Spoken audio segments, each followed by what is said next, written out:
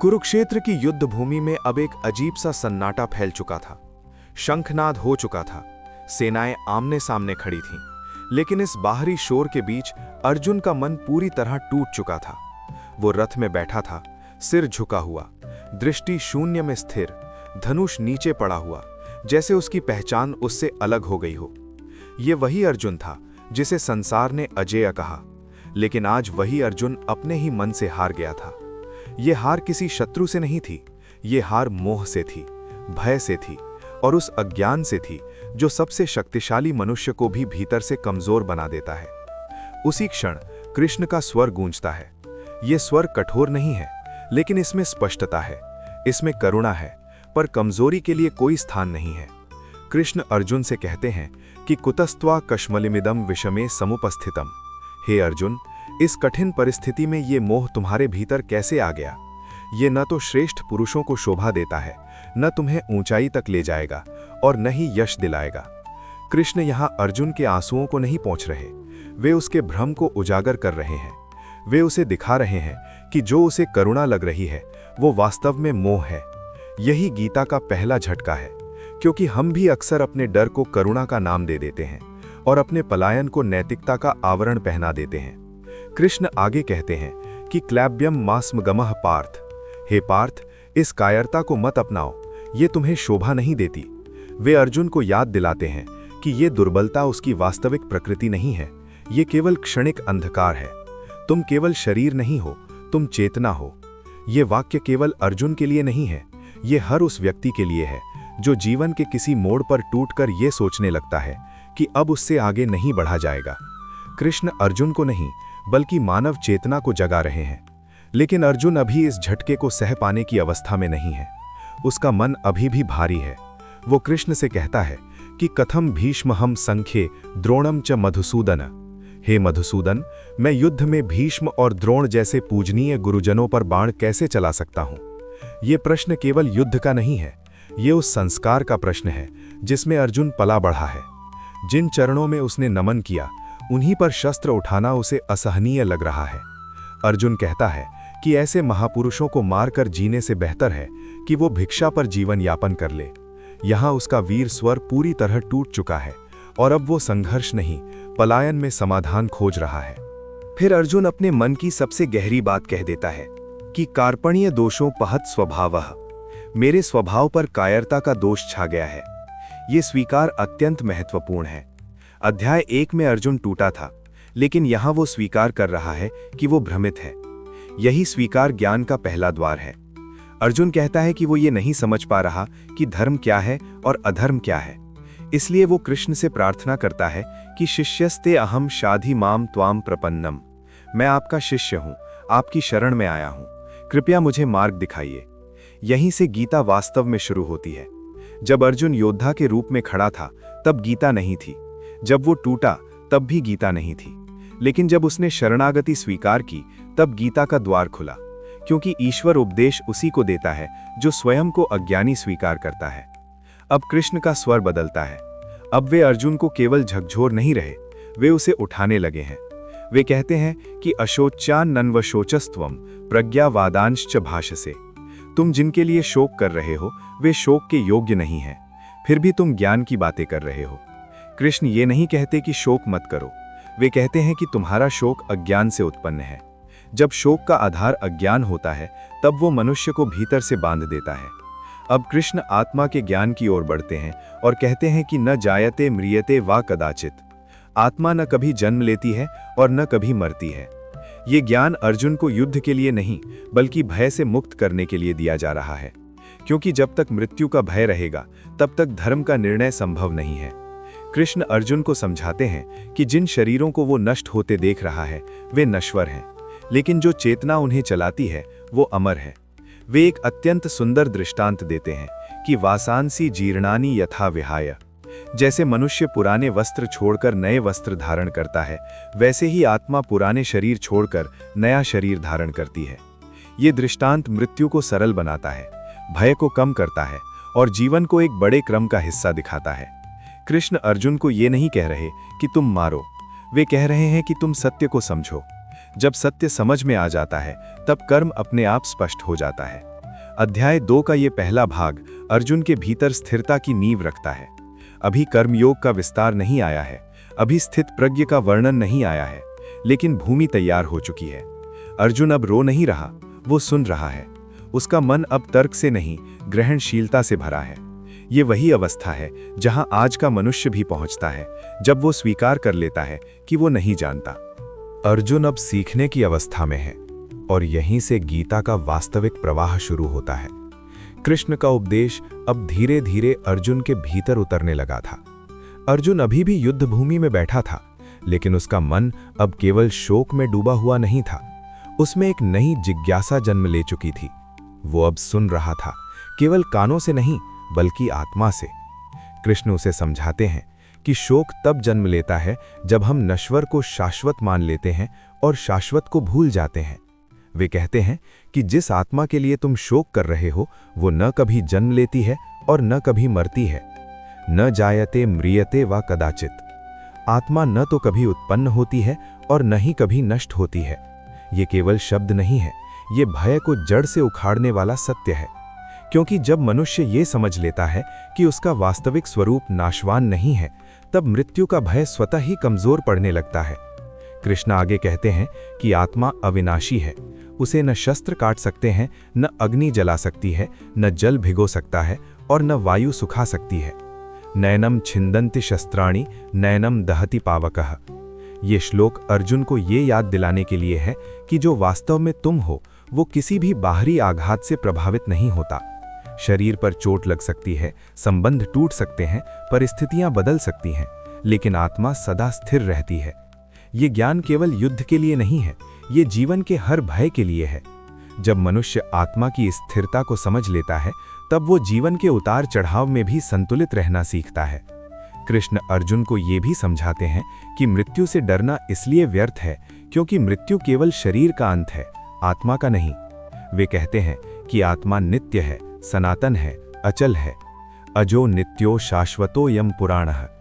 ये आत्मा न कभी बूढ़ी होती है, न कभी क्षीण होती है। जब शरीर गिरता है तब भी आत्मा बनी रहती है। ये समझ अर्जुन के भीतर धीरे धीरे उतर रही थी। वो अब युद्ध को केवल रक्तपात के रूप में नहीं देख पा रहा था, बल्कि एक बड़े कर्म चक्र के हिस्से के रूप में देखने लगा था। इसके बाद कृष्ण अर्जुन को कर्म के दृष्टिकोण से समझाते हैं।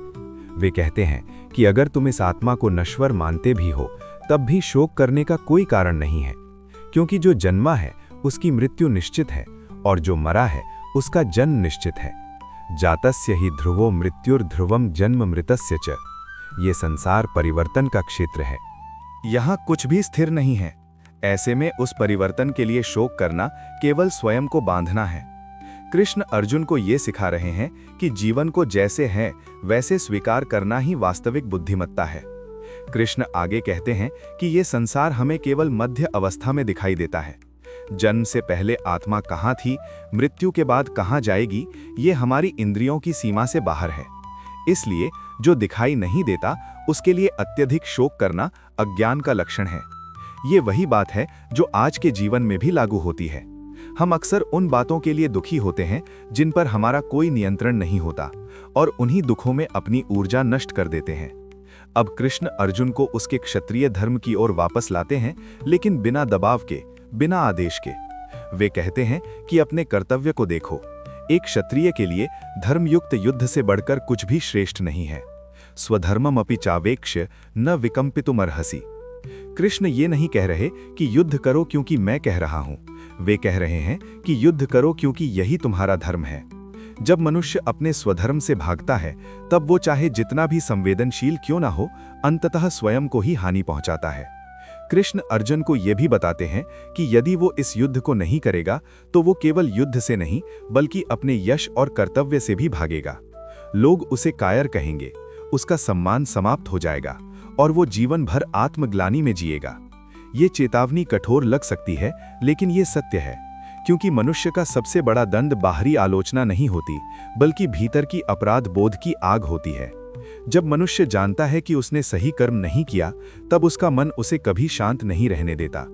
इसके बाद कृष्ण अर्जुन को समत्व का ज्ञान देना शुरू करते हैं।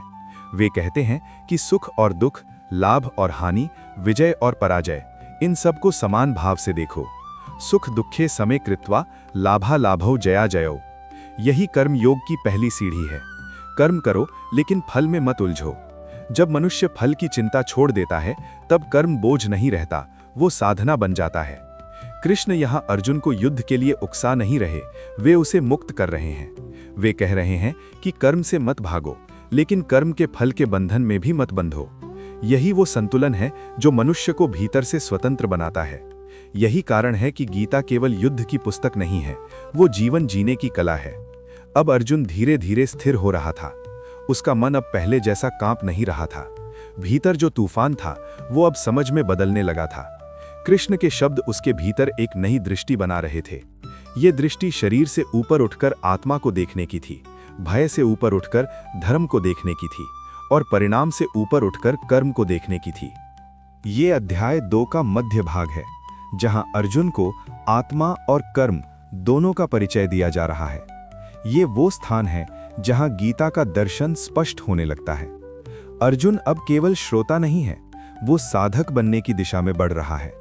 और यही वो परिवर्तन है जो गीता हर मनुष्य के भीतर लाना चाहती है। कृष्ण का उपदेश अब अपने सबसे गहरे और स्थिर बिंदु की ओर बढ़ रहा था। अर्जुन का मन, जो कुछ समय पहले तक भय, मोह और शोक से भरा हुआ था, अब धीरे धीरे शांत हो रहा था। ये शांति बाहर की नहीं थी, ये भीतर की थी। ये वो शांति थी जो तब जन्म लेती है जब मनुष्य को ये समझ में आने लगता है कि जीवन केवल घटनाओं का समूह नहीं है, बल्कि एक गहरी प्रक्रिया है जिसमें हर अनुभव का अपना स्थान और अर्थ है। कृष्ण अब अर्जुन को उस अवस्था का परिचय देते हैं जिसे गीता स्थित प्रज्ञ कहती है, अर्थात वो मनुष्य जिसकी बुद्धि स्थिर हो चुकी हो, जो परिस्थितियों से हिलता डुलता नहीं बल्कि उनके बीच संतुलन बनाए रखता है। अर्जुन प्रश्न करता है कि हे केशव, वो व्यक्ति कैसा होता है जिसकी बुद्धि स्थिर हो जाती है? वो कैसे बोलता है, कैसे चलता है और संसार में रहते हुए कैसे व्यवहार करता है? ये प्रश्न अत्यंत महत्वपूर्ण है, क्योंकि अब अर्जुन केवल युद्ध का समाधान नहीं चाहता, वो जीवन जीने की कला समझना चाहता है। कृष्ण उत्तर देते हैं कि प्रजहाति यदा कामान सर्वान पार्थ मनोगतान। जब मनुष्य अपने मन में उठने वाली सभी कामनाओं को त्याग देता है और आत्मा में ही संतुष्ट हो जाता है, तब वो स्थित प्रज्ञ कहलाता है। इसका अर्थ ये नहीं है कि उसकी इच्छाएं समाप्त हो जाती हैं, बल्कि इसका अर्थ ये है कि इच्छाएं अब उसे नियंत्रित नहीं करती। कृष्ण समझाते हैं कि स्थित प्रज्ञ वो है जो दुख में विचलित नहीं होता और सुख में आसक्त नहीं होता। दुखेष्व नुद्विग्न मनाः सुखेषु विगत स्पृहाः। ऐसा व्यक्ति न तो दुख से भागता है और न ही सुख से चिपकता है, वो दोनों को जीवन का हिस्सा मानता है। यही संतुलन उसे भीतर से स्वतंत्र बनाता है। आज के जीवन में भी यही सबसे बड़ा संघर्ष है। हम सुख को पकड़कर रखना चाहते हैं और दुख से भागना चाहते हैं, लेकिन स्थित प्रज्ञ वो है जो दोनों को स्वीकार करता है, बिना अपने मन की शांति खोए। कृष्ण आगे कहते हैं कि जैसे कछुआ अपने अंगों को समेट लेता है, वैसे ही बुद्धिमान व्यक्ति अपनी इंद्रियों को विषयों से खींच लेता है। यदा संहरति चायम कूर्मो अंगानि इव सर्वशः। इसका अर्थ इंद्रियों को दबाना नहीं है, बल्कि उन्हें सही दिशा देना है।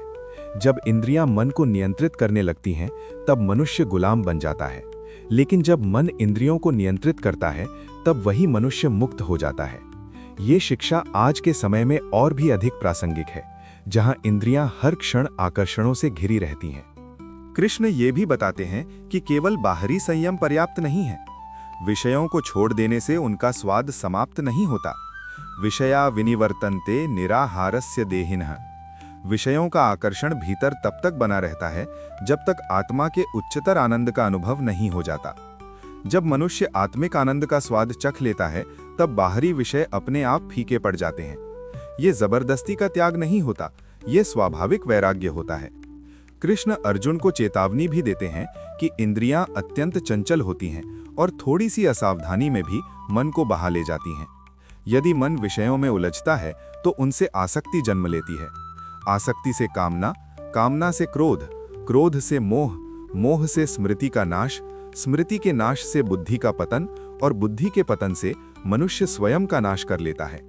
ये पूरा क्रम गीता का मनोवैज्ञानिक सत्य है।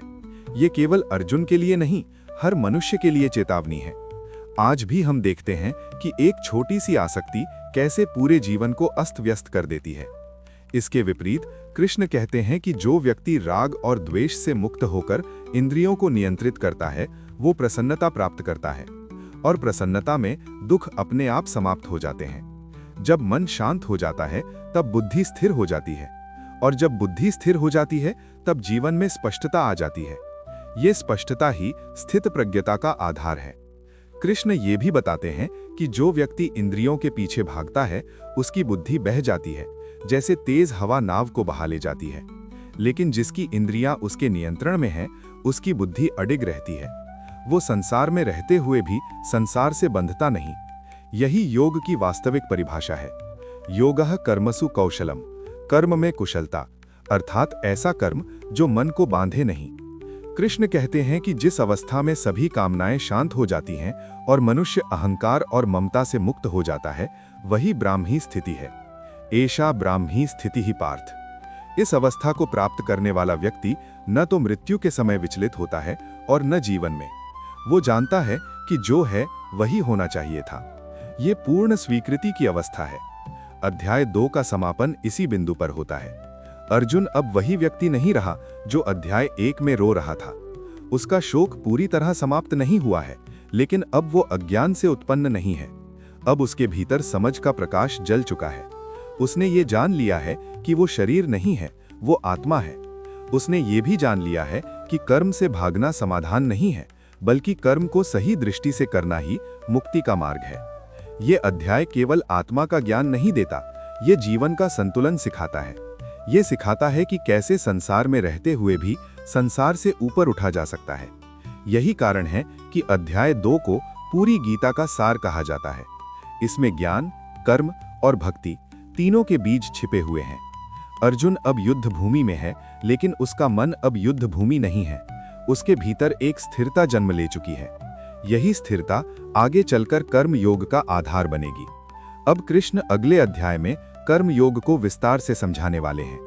अध्याय 2 ने अर्जुन को खड़ा कर दिया है, अध्याय 3 उसे चलना सिखाएगा। यही सांख्य योग समाप्त होता है।